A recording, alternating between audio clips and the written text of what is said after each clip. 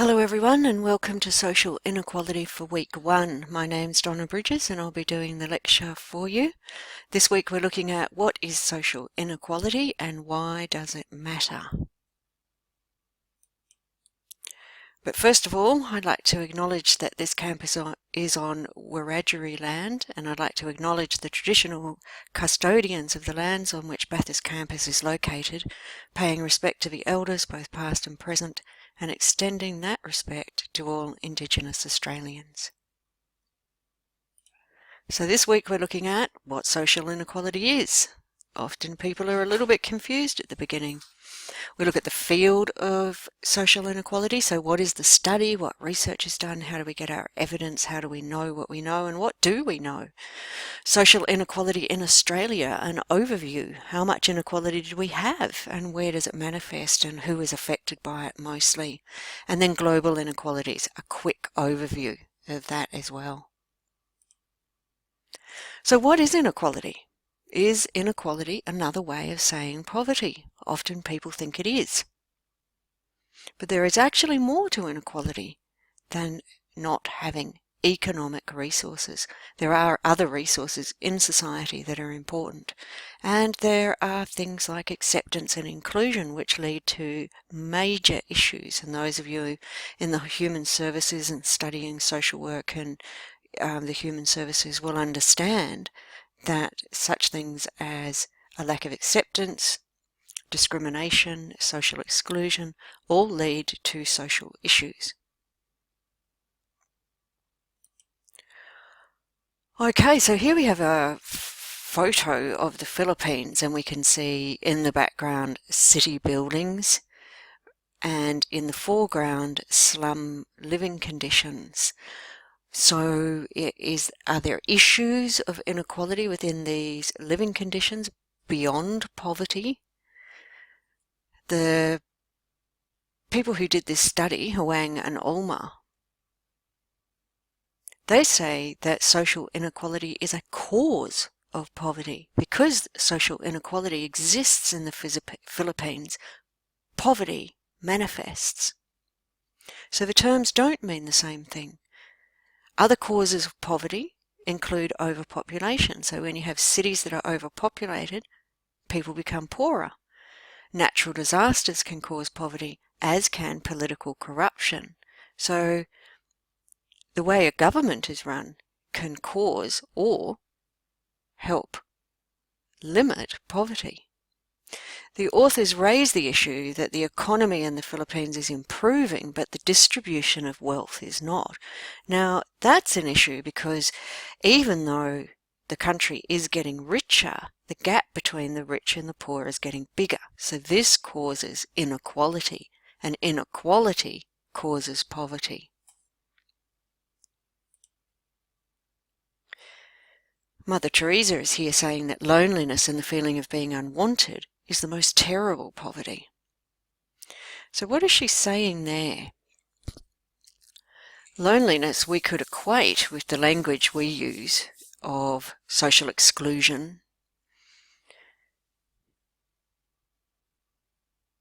So social exclusion is a form of poverty. Social isolation and social exclusion are the outcomes of inequality. So they're associated with economic poverty, but other factors can cause them. So if you're socially isolated and socially excluded, you're more likely to be living in poverty.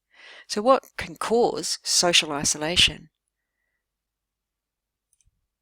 Mental illness, homelessness, being seen as different in some way from the mainstream, so being othered, stigmatized, stereotyped. Also leads to discrimination, can lead to harassment, and so on.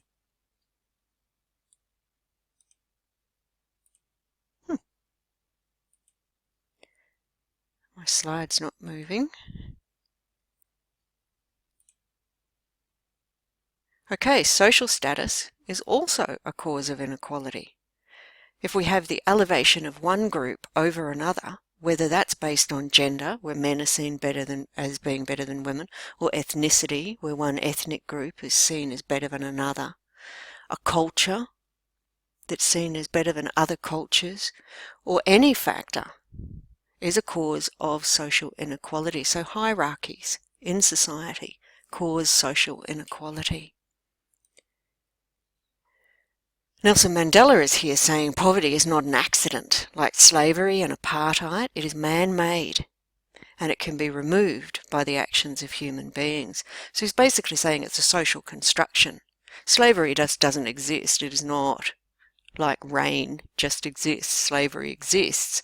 And poverty, too, is not an accident. They're social constructions, and they come from social processes, and oftentimes political processes and processes in the law where people are not equal under the law, even though the premise of the law, the ideology of law, is that all people should be equal under the law. Inequality is intrinsically tied to violence.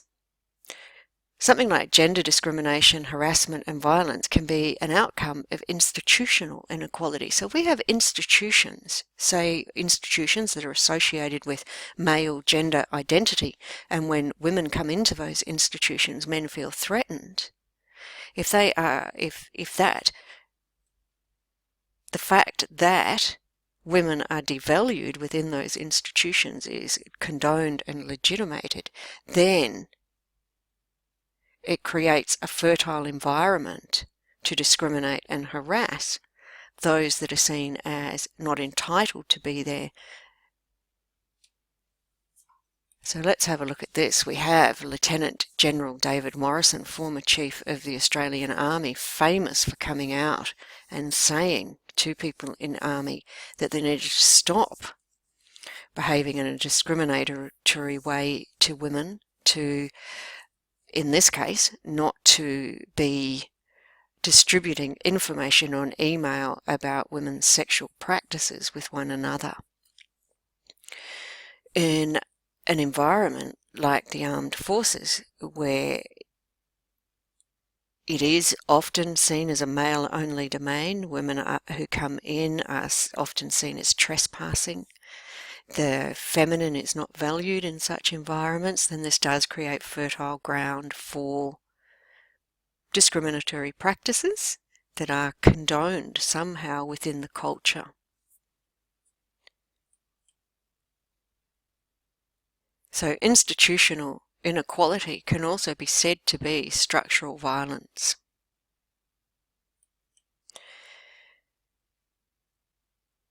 Lieutenant General David Morrison was quoted as saying, "Evidence collected to date has identified a group of men within our ranks who have allegedly produced highly inappropriate material, demeaning women, and distributed it on the internet and Defence's email networks.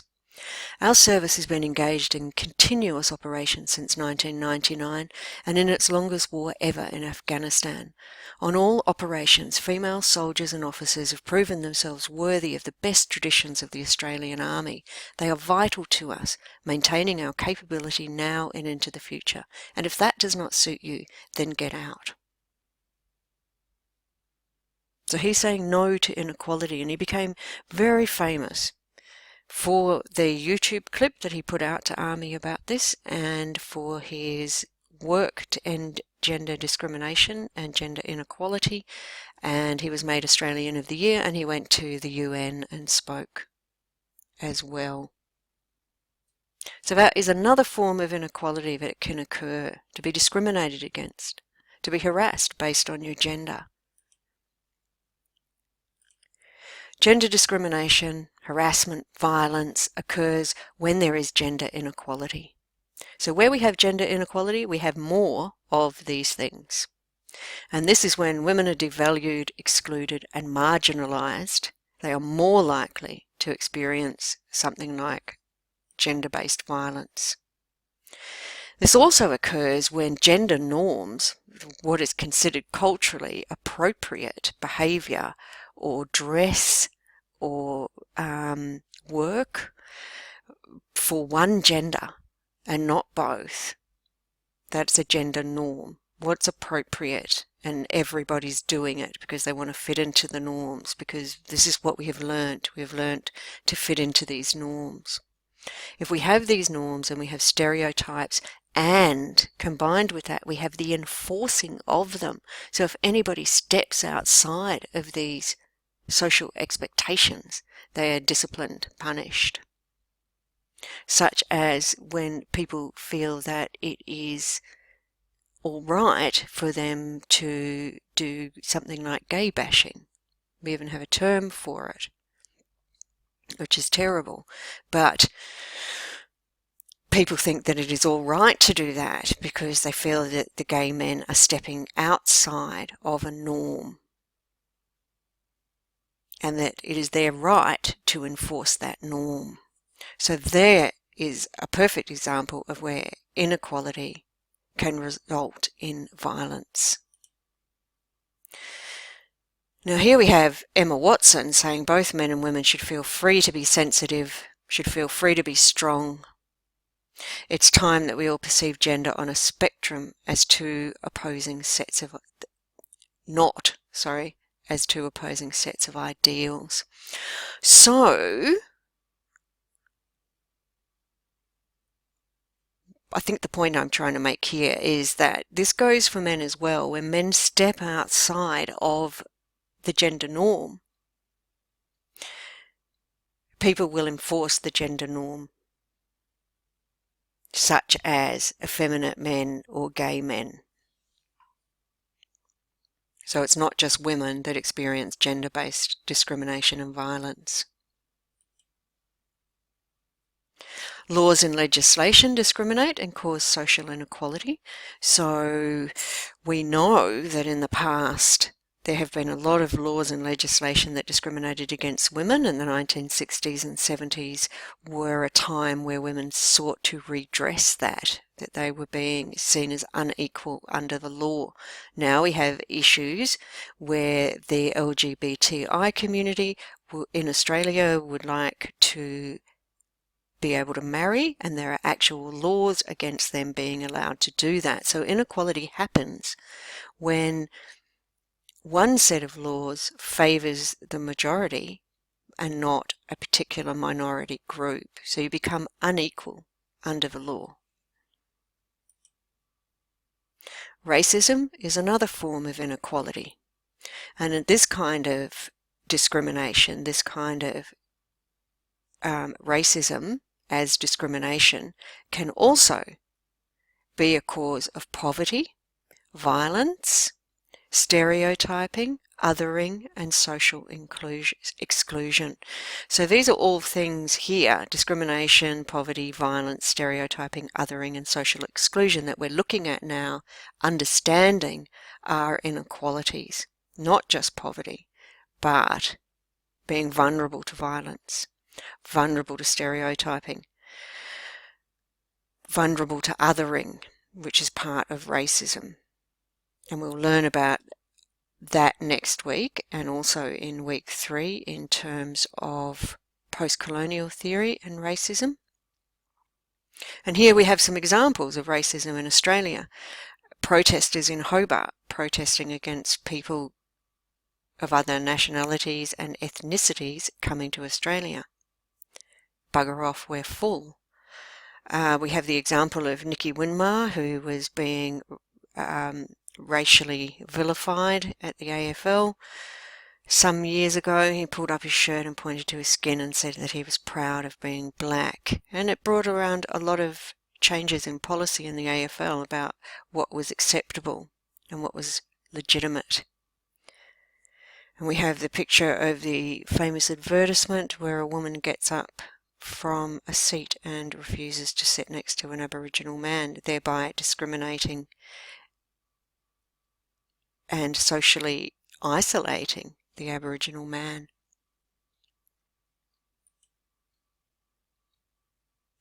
Here we have Brian Stevenson saying, the opposite of poverty is not wealth, the opposite of poverty is justice. So a lot of those examples we've been looking at can be rectified through social justice and also justice that comes from the law. If an inequality does occur, we can correct it with justice. And the same can be said for inequality. Rectification of inequality is about rights. Some of these legal rights, some of these are human rights. Acceptance, social inclusion, justice, and opportunity. Does everybody have the same opportunity? And when people don't have the same opportunities, that is another form of inequality. So the field of social inequality, let's talk about that for a little while. The study of social inequality as a phenomenon, theoretical approaches to it. And we'll learn a lot more about the theoretical approaches next week. Okay, so it is not a study that is devoid of moral and ethical principles. It is very much based in ethical principles, things like human rights. And it asks hard questions, such as why some people in Australia live in third world conditions when prosperity has been increasing for most Australians over a few decades now. It seeks explanations about what causes inequalities and how inequalities manifest. So why and how? We also ask when, to whom. It focuses on achieving social justice and creating social change, so it has a goal. It is grounded in research. For instance, Habibus and Walter argue that social inequality in Australia is increasing, and they base this on large population studies about income and household wealth, as well as social acceptance of minority groups. So big population studies as well as small qualitative studies about attitudes and values, about anything from employment to, who gets employed, who is succeeding in university, all of that kind of thing. So very much based in the stats and facts, and then smaller studies to understand why these stats and facts exist. It builds and enhances our understanding of how society can respect human rights and foster tolerance and acceptance.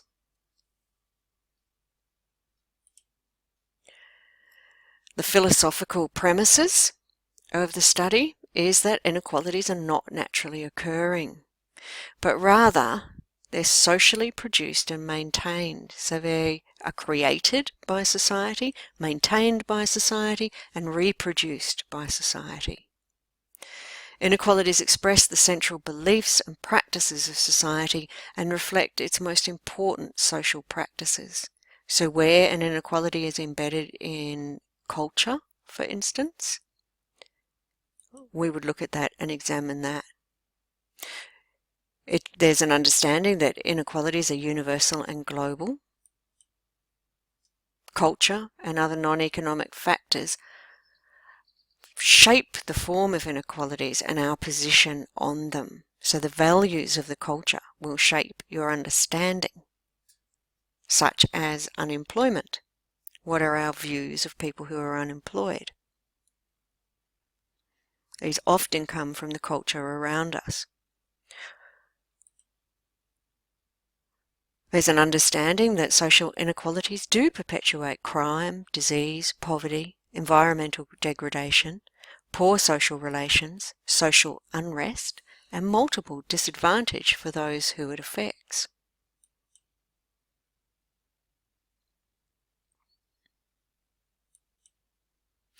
Wilkinson and Pickett's research demonstrates that societies with high levels of economic inequality experience more social issues such as violence, mental illness, obesity, teenage births, educational failure, and imprisonment than those with economic equality. So let's use the United States as an example here.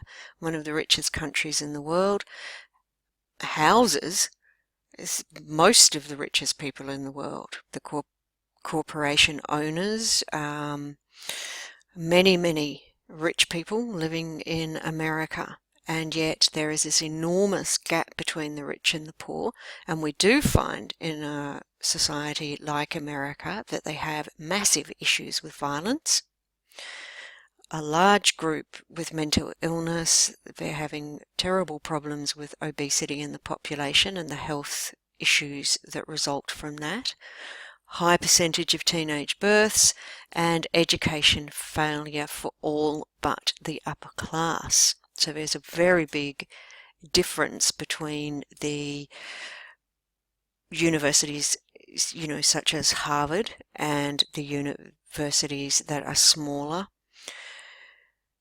Private schools are doing very well, public schools not doing so well at all, and they have a lot of independent schools as well as a way for middle class people to educate their children properly without having to use the state system and without having to pay for the very expensive private schools.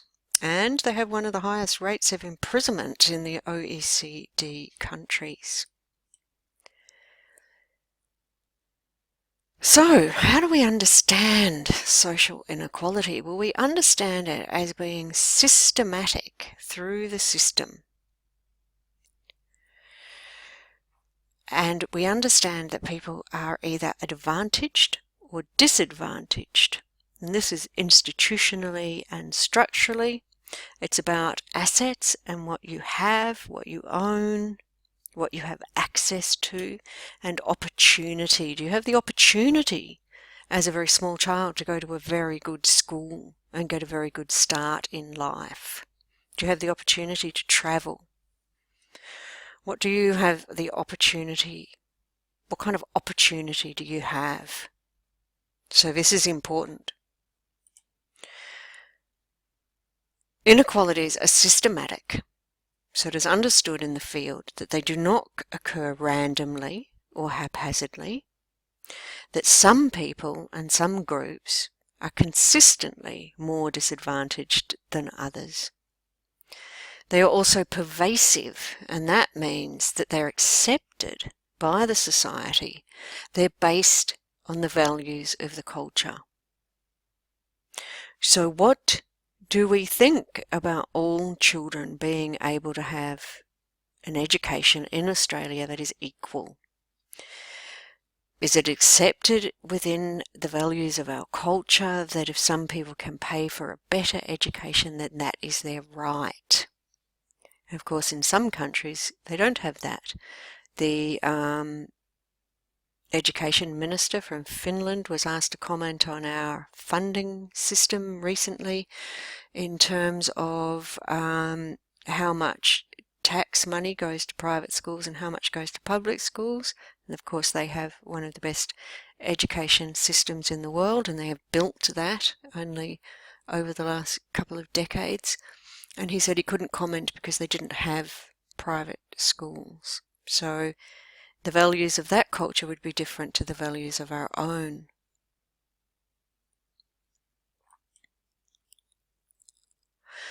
So assets are things of value. So not just money, but say housing, cars, being able to have a computer and a good internet connection, privilege, access to scarce and valued resources, and the ability to exert power and be able to have access to those resources perhaps when others don't. So that is privilege. If you are privileged, you have access to resources that others don't. Values, to express the central meaning of any community and reflect on its most important social practices. These are assets. So this has got very much to do with prestige and status as well. If you have high status in the society or the culture, then that could be seen as an asset. Opportunity is life chances. So assets are what you have, but opportunities are about what is your opportunity to acquire those assets.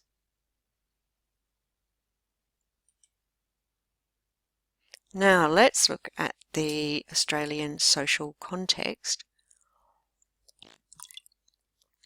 What does inequality look like in our society?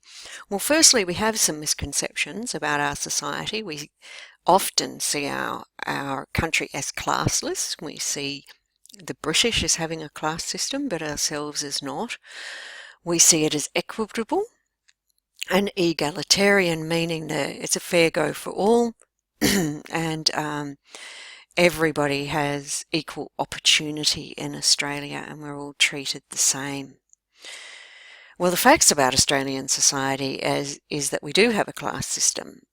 We have a wealthy and privileged class that you would call the upper class, and this group holds most of the country's wealth. So 20%, the top 20% of people, wealthiest people in Australia, hold most of the country's wealth.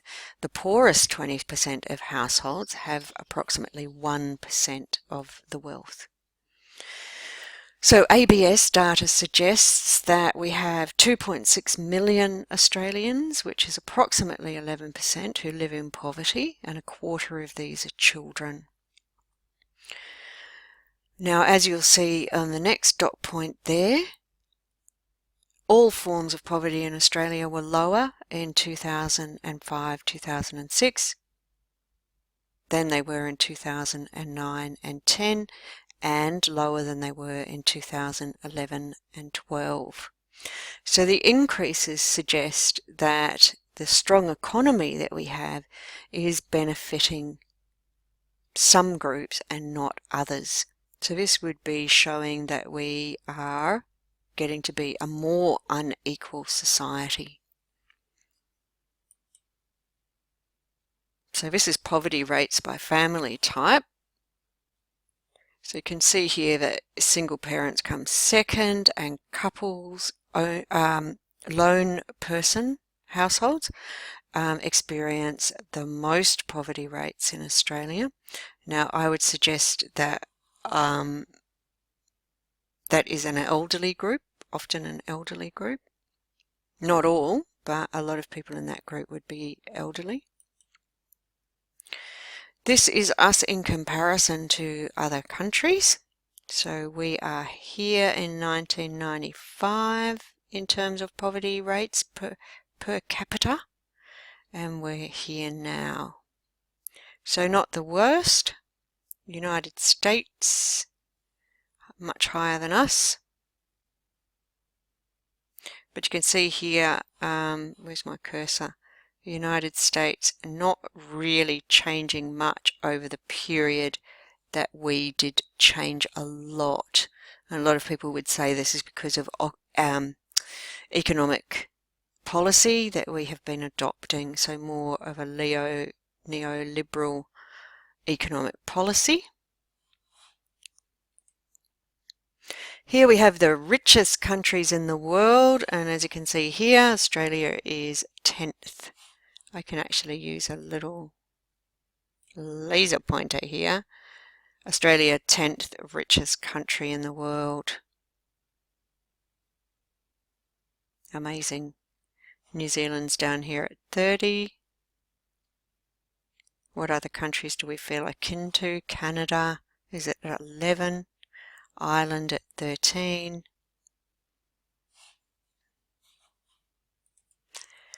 Okay, these are the poorest countries in the world. All of these countries are African, except for 2. And then the very bottom group, all of them African except for Afghanistan. So you'll see with a country like Afghanistan, it's been at war for quite some time, conflict, internal conflict or external war definitely brings the poverty rate up and the wealth of a country down. So what causes inequality globally? And why is inequality between countries an important area to analyse in terms of human rights? International relations, foreign affairs and trade. And why is global inequality on the social justice agenda? So why is global inequality important? Now we just looked at why inequality in a country is important. So if we see a big gap between the rich and the poor, then we see a culture that has more crime, more imprisonment. So even if that culture is rich, and we just saw the United States as being seventh in the world richest country, wasn't it? I think it was. Let's have a look. And I'm just using them as an example, seventh in the world. But it has a very large gap between the rich and the poor. So a lot of inequality in the country, a lot of inequality in terms of education system. And what we see there is a lot of teenage pregnancies, more than would be considered okay. We have we're seeing a lot of obesity and so on. So what happens when we have a big gap between countries? What do we find is the issue? Often we find social unrest and conflict between countries, international and global unrest, problems with trade, problems with people smuggling, and what's the other? Trafficking, drug trafficking as well, so people trafficking and drug trafficking. So quite a lot of big issues with human rights, international relations, foreign affairs and trade if we have inequality between countries. Now let's look at a theory of, okay, I'm just going to go back and keep talking to you. Right, so why does it matter to a country like Australia, 10th richest country in the world, that other countries, say, that are providing us with goods are poor countries? Is there exploitation of people in those countries that we can avoid? Are we somehow responsible for any exploitation in those countries? And on a social justice and a human rights agenda, should we be looking at that? Now what we're going to do is we're going to look at an argument here, right, by Lowell, that richer countries exploit the labour capacity of the poorer nations and do not adequately remunerate workers. I want you to think Marxism here. This occurs because of the greed in the richer nations, and greed, Lowell says, is actually created by the media. So the media in the rich nations creates greed within the population, and then the population exploits people in the poorer nations in order to get goods that it is greedy for. So Lowell argues that the advertising and the oligopoly of media corporations are the main vehicles that facilitate economic inequality. The media promote the conceptual foundation of the world's market economy. They make us want the product. We want the product so much, we're okay with people living in conditions like this to produce it. We say things like, well, isn't it better that they have a job than not?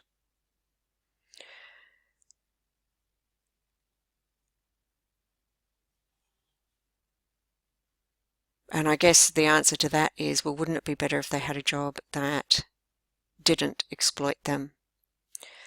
Because let's face it, if this is where people are living to make iPods, Apple is making a huge profit. And I again want you to think about Marx and Marx's theory of capitalism in terms of global inequality. Now we're going to be learning about Marx's theory next week, so I want you to try and apply it to global inequality, to this problem of all of us getting our iPods. This was in 2010, so now we talk about our iPhones made in the third world at the expense of others. Because Marx's theory kind of explains what's happening in terms of the principles behind capitalism are that anybody is entitled to make a profit. It kind of doesn't matter how they go about getting it. It doesn't matter if they exploit people, and human rights are not adhered to. It's the ideology. Accept it.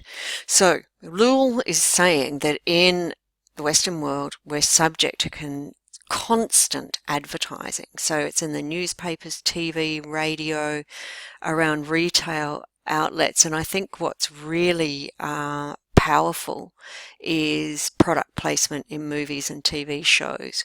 So think about that product placement every time you watch TV from now on. Have a look at how many laptops you see with the Apple symbol on them. How many phones do you see? How many people do you see drinking brand name like Coca-Cola, or eating particular foods, going particular places? Now, the corporations, so Coca-Cola for instance, will pay the people producing the movie every time the Coca-Cola comes on screen. Every time the phone or the laptop comes on the screen, Apple is paying the movie producers for that. Lul says it excites us into consuming. We're excited into it. Now, the same conglomerates that own the media, that do the advertising, also own the factories in the third world that make the products cheaply so that we can consume them. So if you are Gino Reinhardt's and you own shares, you own the mining corporations in Australia, you also own shares in media, and vice versa. The media, Fairfax, Murdoch would own shares in the mining industry, and so on. So that is the argument. So we buy the product very, very cheaply compared to what we used to buy products for in the past. And if they're branded, we pay even more for them. So if we think it doesn't matter if something's poorly made or cost very little to make, if it's branded, like if it's Country Road or something, we'll pay 10 times what we'd pay if it was Target, a Target brand or something like that. So branding puts the price up. So corporations in developing countries pay below poverty wages. They create sweatshop working conditions. They use child labour, and they injure with indemnity, and so on. So to injure with indemnity means that the working conditions are poor and people get injured. So we don't have the same occupational health and work and safety that we would have in the Western world, which is why the corporations go there to sell the products. So this brings up the structure versus agency debate, which we will talk more about as we progress. But that's basically about, are we at the mercy of the life we've been born into? Or is the individual powerful enough, autonomous enough, free enough to act independently? So if you were born incredibly poor in Australia, are you able to go and live in the United States and become one of the richest people in the world? That's agency, if you are. But if you are born incredibly poor in Australia and you go to a bad school because that's the one up the street and you don't get a very good education and you go into a low-skilled trade, or not even a trade but a low-skilled job, then are you destined?